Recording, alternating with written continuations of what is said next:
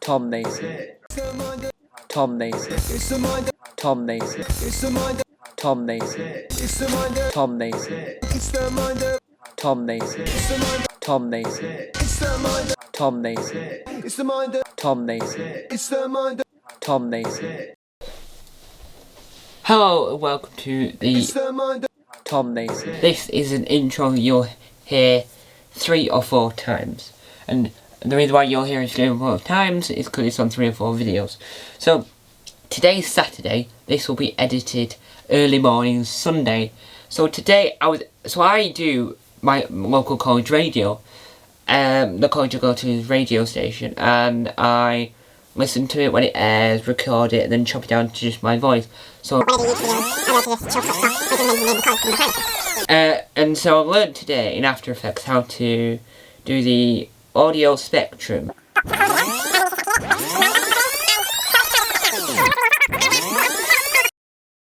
Get the logo, put the logo in it. And a lot of YouTubers, so a lot of comedians, so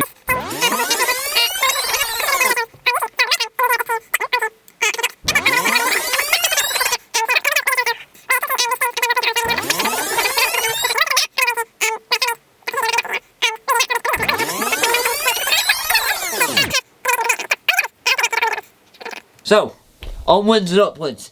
Enjoy! I've been your host, Mind of Tom Mason. Enjoy either Harry Hill, Tim Key, or Reese James. Who's first? Only time will tell.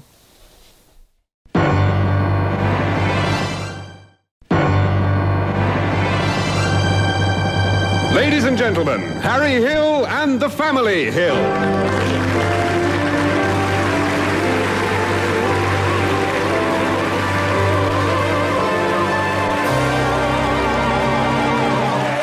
Thank you, and welcome to my fruit corner. Welcome to my world. Leave your cares behind. Oh, welcome to my world. Built with you in mind. And tonight the fruit corner is not coming from, Alan? The Hook of Holland, Harry. The Hook of Holland, it is not. What a show we've got for you tonight. We really have. What a show with the help of my brother, Alan. Hello. My 3-year-old adopted son, Alan.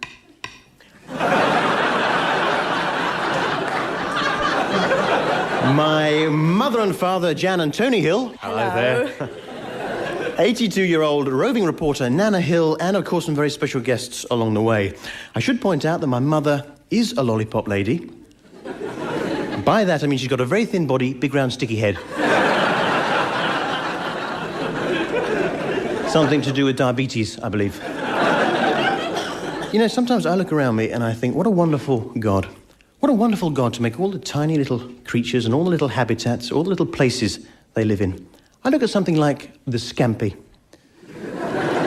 What a wonderful God to make a tiny little sea creature, then give him a little breadcrumb house to live in. Look at little Alan there. Come here, look. Chocolate all over his little face. That's a beard, Mum. 3 years old, that boy. I should point out at this stage, right, that Alan is only 3. He's only able to communicate by tapping. Little Alan goes tip, tip, tip. That's 1 tap for yes. Tip, tip, tip. 2 taps for no. Tip, tip, tip. And a syncopated rumba beat for maybe. All right, Alan, steady on. At ease. At ease, boy. At ease. Oh. Round of applause there for the Cliff Ranger Singers and Radio Show Band.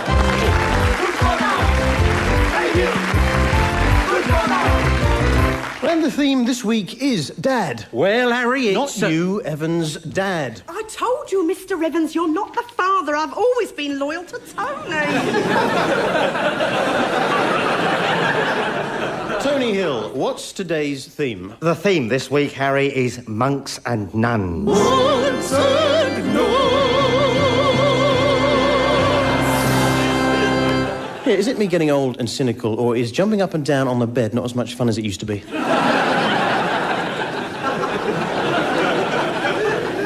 Alan, what have you been researching into this week? I'm sure a lot of people are like me and suffer from vermin. Vermin, of course. For most people, Harry, the most common vermin is, of course, the district nurse. I see, yes. And so I'm going to be profiling the simple district nurse trap. I've got one here. Right. What you do is pull back the giant jaws here like so. Oh, they're powerful looking, Alan. Yes, and just lock them in place. Now, the district nurse, which for the purposes of this demonstration is this old broom handle here, arrives from her nest, right? Because they tend to make nests, as you know, with perhaps a health visitor and, say, a social worker. Anyway, she arrives from her nest. Right. She parks the mini clubman. Just hang on a minute there, Alan. What would you use as bait there, Alan? Well, say a wound that needed dressing, or perhaps, you know, an elderly person that needed a bath. Right. Right, the nurse, she parks the car, walks up the garden path, sees the bait, and... Oh. Nasty. There we are, I'll just reset it. Well, that's a very interesting district nurse trap there. Hang on. Did I say district nurse?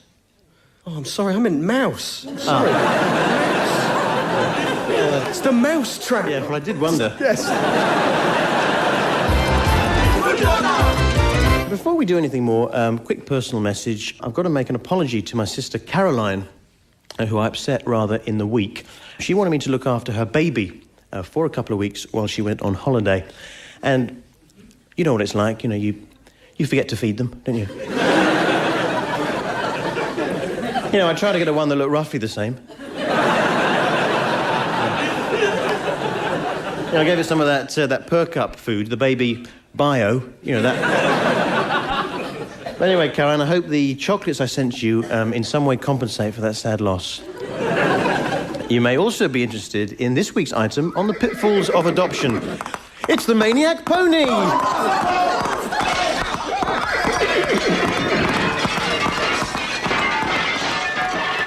The Maniac Pony there.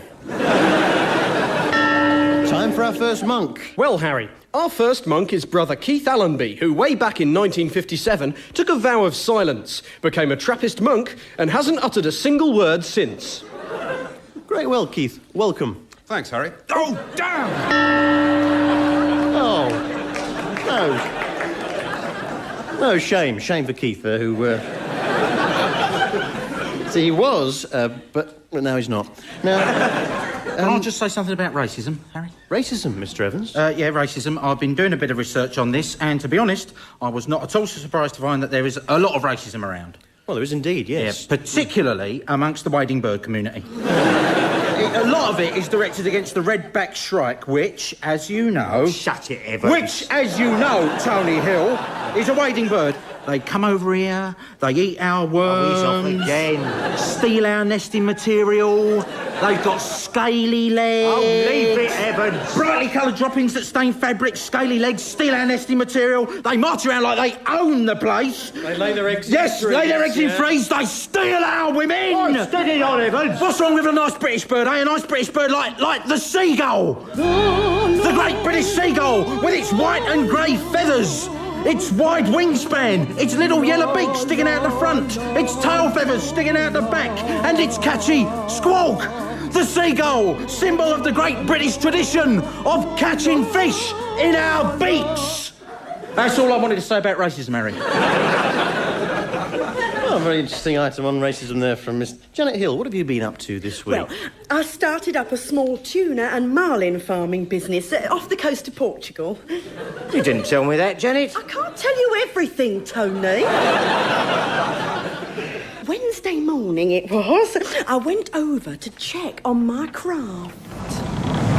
There she blows! Tuna fish to starboard bow, Captain Mrs. Janet Hill. Steady, bosun, late ready with the megaphone. Megaphone, Captain Janet Hill? Bait you mean the nets? No, drift nets are environmentally unfriendly. And that's because lots of dolphins get caught up in them. No, my method is to appeal to the tuna's common sense, and he just sort of gives himself up, really. Tuna fish! Yes, you with the powerful tail and dorsal fin, we know you're in there! Float to the surface with your fins up! It were our tunnies a floating out i Tiber. That accent, bosun. What part of Spain is it you come from exactly? Wait, he speaks. Captain Janet Hill. Yes? It's Sandeep, the tuner. Don't you remember me? Sandy? Yes. Don't you remember? Cast your mind back 45 years to when you were a little girl swimming in the Algarve waters.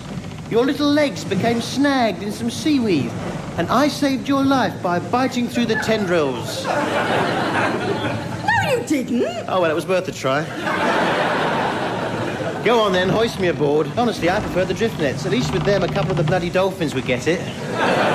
Jumping through hoops, balancing balls on their noses. Very interesting item, Mum, and you hope to make a profit out of that. Oh, I anticipate a turnover of some 250,000 pesetas for this season alone, Harry. It just gives me that little bit of financial freedom. Which brings us to the section in the show that we call our Probably Not spot. Probably not. And this week our entry comes from Stow-on-the-Wold. Could the Queen have a secret Siamese twin? Writes Jason White of Stow-on-the-Wold. You'll notice that you never see the Queen without a handbag, and I just wondered whether this might conceal a tiny Siamese twin. Well, the answer to that, Jason White of Stow-on-the-Wold, must surely be... Probably not. But just to be sure, let's ask our medical expert. Yes, he's the microscopic doctor. It's Dr. Graham Huller. I'm up here, Harry, inside the human nose. Ah! Well, I think we better leave Graham Huller. The microscopic doctor who is in a nose. Is that possible, Alan? Yes, Harry, it is. We'll be coming back.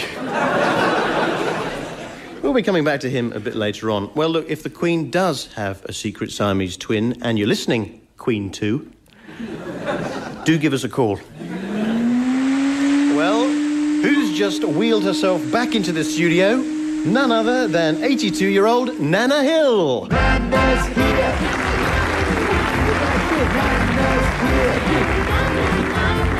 Nana's here. Welcome back, Nana. Show me the way to go home. All right, Nana, at ease. Simmer down. You may be interested to know that today Nana is test driving the Honda F20 Handy Buggy. Now, Nana, you're going to share with us some of the magic moments from your full 82 years on this old world of ours. You must have seen very many wonderful things. Nana Hill, what have been your magic moments? Of all the years that I have lived through 2 world wars I have been, there's nothing for me that can compare with TV's popular The A-Team. There was the commander who smoked cigars and made the plans to attack. He was joined by another man, and Mr. T, who was black.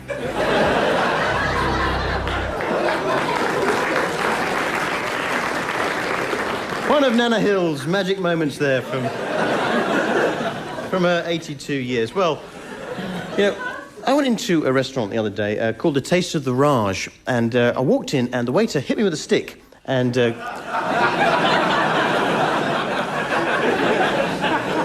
got me to build a complicated railway system.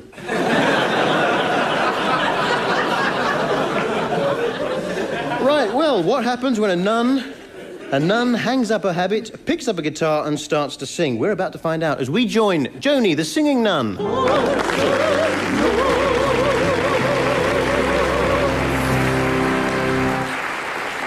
Oh, thank you, Harry. Thank you, Harry. Well, today I'd like to do a modern song and dedicate it to the Lord. It was a big hit for the popular music group EMF. And it is called You're Unbelievable. Hang on a second there, Joni. All right, just hang on a second. Joni, please, hang on. If you're singing a song to the Lord entitled You're Unbelievable... aren't you merely vocalising the doubts and uncertainties of a lot of agnostics and atheists when they say that to believe in an all-controlling spirit is indeed unbelievable, that one can't, in fact, believe in him. Harry's got a point now, actually, Joni. That had occurred to me and your mother as well, Harry. Yes, yes. Can I go away and come back? Of course you can. Of course you can.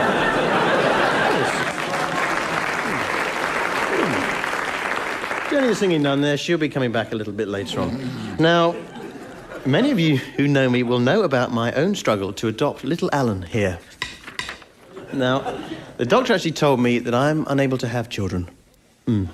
Yes. Is one of the sympathy sounds that we use, isn't it? He, very different sound. Doctor told me, unable to have children. Apparently I've got a very low sperm count. I said to the doctor, well, how many did you see? He said 5. And 4 of those were his. He'd put those in to make me feel better. One of the advantages of going private. Now, so what we did was we recorded a trip to the adoption centre. Hello, sir. How can I help you? Well, I'd like to adopt a son, please. Certainly, sir. And the name? Oh, I hadn't really started to think of names. Well, it's much easier than I thought. No, your name. Oh, right. Of course. Mr. Hill. Mr. Hill. Mr. Hill, well, I can assure you it's much harder than that to adopt a child. Let me just get your file. Here we are. That's acting. You do realise, of course, that we're very strict here, that adoption is very hard, don't you? Oh, yes, very hard indeed, The yes. slightest blot on your record can upset your chances of adoption. Such as? Well, such as this previous conviction, Mr. Hill. Well, I'm sure that's not really relevant, is it? I mean, it was a long A time... conviction for kidnapping children and using them as chimney sweeps. Well, I pay them £1.20 an hour, what do you expect? Besides, you get a better finish on a chimney with a child, don't you? Can't you? Can't you turn a blind eye just this once? Well, to be honest, Mr. Hill, we really haven't got any kids in at the moment, what with the Christmas rush. Oh, come on, you must have 1 or 2 knocking around at the back. We have got one under the counter, but he's reserved for Jerry Cottle. I have got a very short man. Ah. He's got a beard and can't speak. How small exactly? I mean, just for my guidelines, could he, for instance, fit inside a chimney? Yes. Great, I'll take him. And that's how I came to adopt little Alan Hill here. You see, the message is if you're insistent, you'll find that you can win through in the end. And you like your little bedroom, don't you, Alan? Well, bedroom chimney affair. Very snug. Now, Joni, are you ready? I am. Ladies and gentlemen, Joni the singing nun. Thank you. I'd like to dedicate this song to our Lord. It is entitled You're Just Too Good to Be True.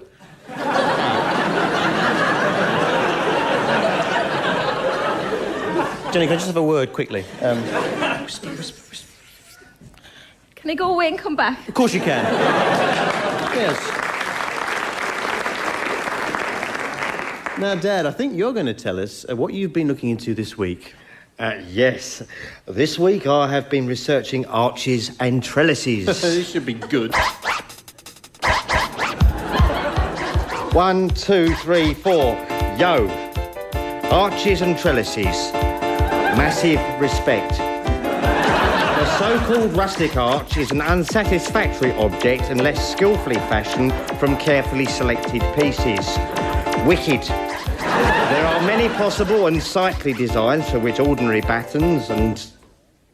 Oh, we seem to have lost that piece from Tony Hill. 50-year-old man pretending to be like a child. Never mind. I recognise the sound of that Honda F20 buggy anywhere.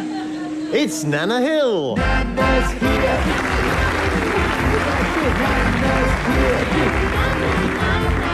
Nana's here. Put that boy down. You've sucked off half his beard, you old weirdo. Harry! Sorry, Mum. Sorry.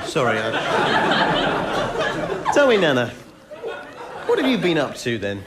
I have discovered the elixir of life, The great secret by which one is able to preserve one's youth. Oh, yes. Look into my eyes, young Harry, and tell me, is this the face of an 80-year-old grandmother of 5? Yes. Is this the face of a lady who has lived through 2 world wars? Yes. 8 years of Thatcher Britain? Yes. And the sugar shortage? Yes. No, because I've discovered the secret of eternal youth. And are you going to tell us the secret, Nana, or are you going to taunt us forever? Look, young Harry, I look young because I'm wearing one of those tight-fitting latex masks from the Mission Impossible episode. You know the one that makes you look younger. Fabulous, isn't it? Well, you certainly do look uncannily like the young black gentleman from the Mission Impossible series. I think I've got it, Mr. Hill. All right, Joni. All right, what's it to be? It must be magic. No? How about the Fool on the Hill? No? Imagine there's no heaven. No! Oh, bugger the lot of you. Oh, shame there for Joni the Singing Nun. Well, this year sees the 66th anniversary of the invention of television. And, of course, it was in a tiny lab in Britain's Scotland that a young Scottish scientist using rudimentary Scottish equipment first transmitted the very first episode of Starsky and Hutch. And I think we've got a tape of that now.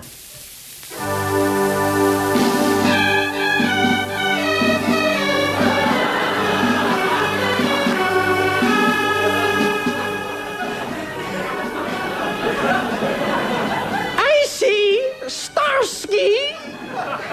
Yes, Hutch? Do you know, I think that we would make an awfully good team to solve crimes. You know, I think you're right, Hutch.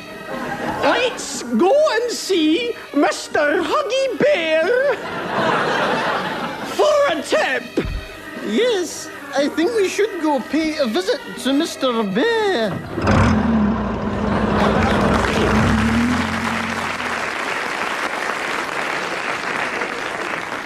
That brings us to our special None from Abroad section. So would you please welcome Heidi, the one-armed Oompa Nun from abroad.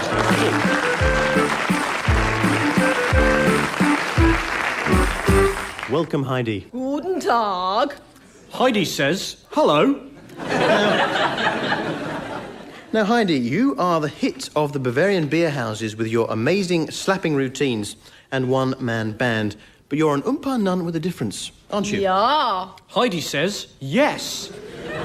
And what is that difference, Heidi? Ich bin eine Armen. Heidi has only the one arm. Ich bin geslappen mit einen Mausentrappen gehollen. Heidi says she lost it in a mousetrap accident. Heidi, I hope you'll accept our commiserations for Ich that. bin eine Stecken, Sie wollen besprochen. Oh, don't worry about that old thing. I never used it anyway. It has been a godsend and put me on the Oompa map once and for all, says Heidi. Despite this disability, Heidi, you still perform the traditional Oompa slapping routines. Yeah, now there is apparently a problem with this today, Harry. Problem? Yeah, unfortunately the brass cleaner that Heidi used to clean her big bass drum... That is a big bass drum, isn't it? Ja. well... She used a new cleaning agent last night, which has brought her out in an all-over body rash, apart from a small patch of skin, which it is impossible for her to slap due to the limited reach of her one arm. Right, OK. Well, please offer our commiserations once again to Heidi. Well, tonight she's enlisted the help of Nana Hill, who is going to be slapping the unaffected patch of skin for her. On the hill lived a lonely goat herd. All right, now, steady on. Well, if the pair of you would like to get ready then, if you tune up there, and as we bring you Heidi, the one-armed Oompa Nun, with special help from Mrs. Nana Hill. 1, 2, 3.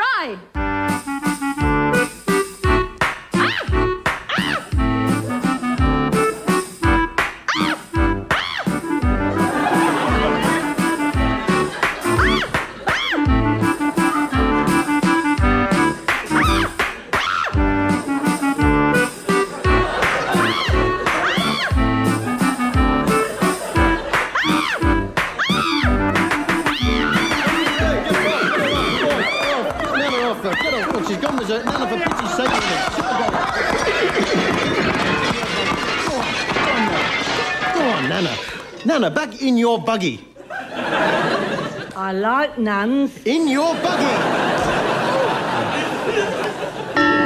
That tells me it's time for our final and very special celebrity monk, ladies and gentlemen. Alan, who is this week's celebrity monk? Well, Harry, we're going to carry on welcoming none other than Brother Bernard Breslaw.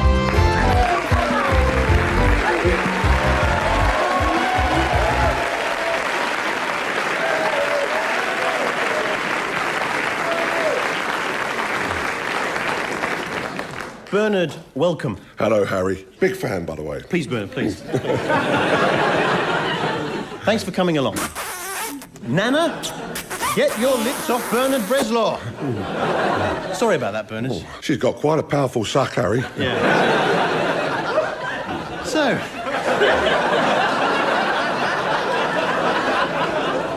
So, Bernard, you used to be a monk. Used to be a monk? I'll have you know, I was one of the top monks in the country. All right, Bernard, steady on, steady on. Used to be a monk. Very tall, isn't he? Tell me, what made you join the monks in the first place? Well, Harry, one day I was working in the lab. Lab, Bernard? Yes. I was investigating into hemolytic uremia syndrome during treatment with ketorolactometramol. I see. Carry on. Oh, carry on. Sorry. Yeah, you see. And an angel appeared and told me to join the monks.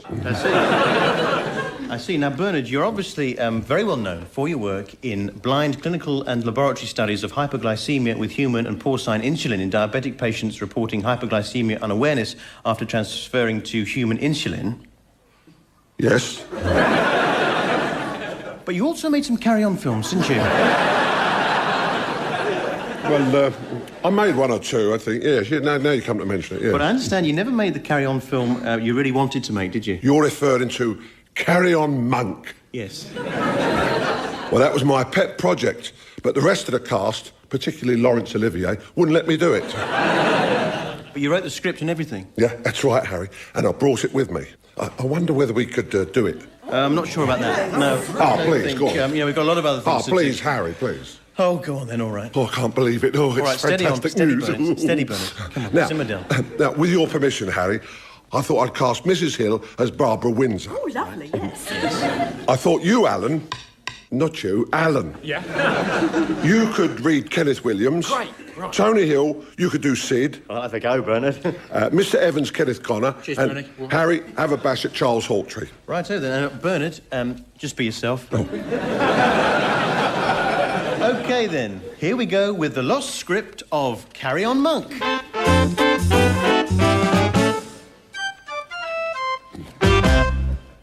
Sid.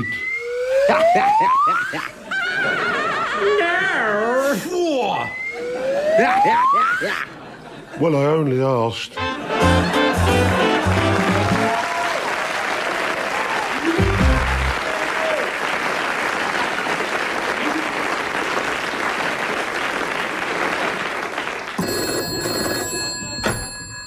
Hello? Hello, it's Alice, the Queen's Siamese twin. Oh, she spotted me. I can't talk now. Phone you back.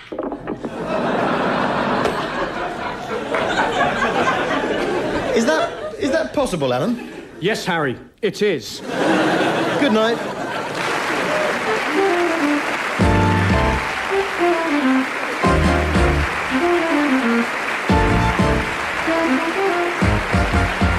That was Harry Hill's Fruit Corner, written by and starring Harry Hill, with Phil Jupitus, Sue Drouet, Phil Nice, Al Murray, Martin Hyder, Jean Campbell-Dallas, Brenda Gilhooly, Matt Bradstock, and special guest star Bernard Breslaw.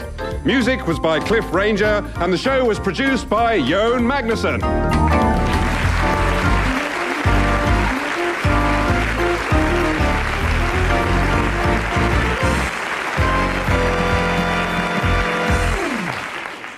The A-Team are currently appearing in Mother Goose at the Empire Theatre Crew.